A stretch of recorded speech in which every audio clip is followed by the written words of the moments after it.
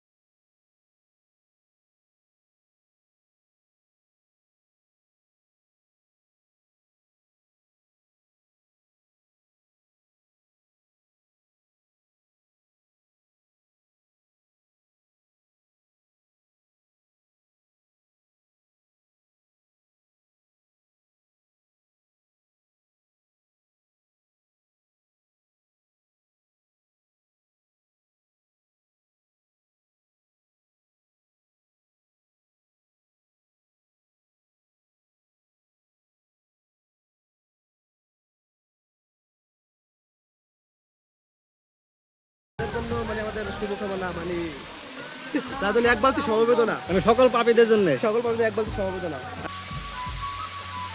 আমাদের পর্বত আহরণ করতেছে মোস্তাফিজুর রহমান, এবার জয় করে মাঝামাঝি উঠে গেছে। এখন সে একটা পোজ দিতেছে আমাদের মাঝখানে। ওয়াও, সে দারুণ সৌন্দর্য উপভোগ করতেছে আমাদের এখানে। সেই সুন্দর একটা দেখেন আমাদের সেই সুদূর কোথায় ঝর্ণা, সেই ঝর্ণায় তা সে একা একা আনন্দ উপভোগ করতেছে।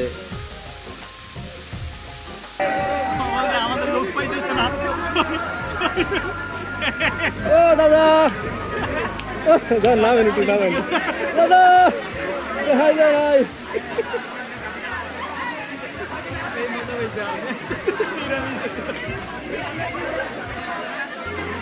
ফিলিংস কি বলেন? ফিলিংস এক কথায় বলতে গেলে এই জায়গায় যদি কেউ না আসে তাহলে বুঝতে পারবে না যে এই জায়গায় যে কীরকমের যে একটা অ্যাডভেঞ্চার লেভেলের যে মানুষের যে একটা মানুষ মানে অনেকেই হয়তো পাহাড়ের ছবি দেখে থাকে কিন্তু বুঝতে পারবে না যে মানুষ পাহাড়ে আসলে কতটা অ্যাডভেঞ্চার লেভেল হয়ে যায় এবং কতটা যে কষ্ট করতে হয় আসতে গেলে সেটা একমাত্র যারা আসে তারাই বলতে পারবে। আচ্ছা, এই বৃষ্টির দিনে পাহাড়ে ওঠা সম্পর্কে বলেন, কেমন রিস্ক থাকে?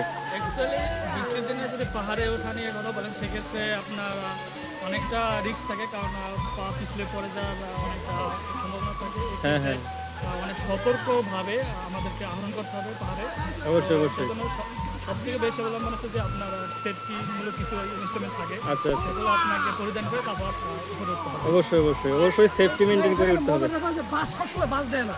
হ্যাঁ, বাস সবসময় বাস দেয় না। না বাস ভাই অনেক সময় বাসটাই কার্যকরী হয়ে ওঠে। আজকে পাহাড়ে সবাই মনে করেন যে বাস অনিচ্ছাকৃত ভাবে খায়, কিন্তু এই জায়গায় যারা আসে তারা ইচ্ছাকৃত ভাবে বাস খায়। আচ্ছা, রতনদা যেখানে আছে সেখানে বাসের দরকার নাই, তবে পাহাড়ে বাসের দরকার আছে। এখন ভ্যালুলেস রতন থাকা অবস্থা। ঠিক আছে, ধন্যবাদ।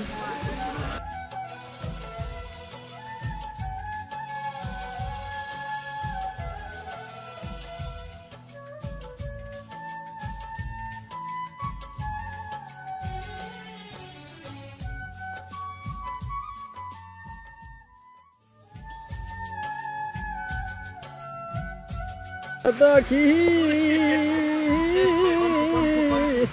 আমার নিকে আসে রে আশা। আমরা আরেকজন প্রায় শেষ।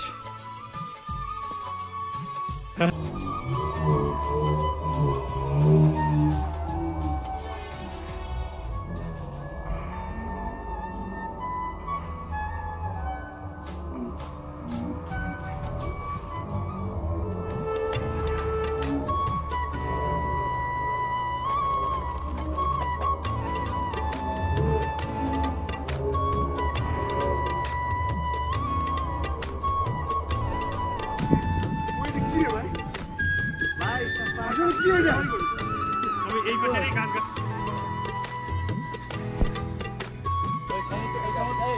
সমুদ্র দেখা যাচ্ছে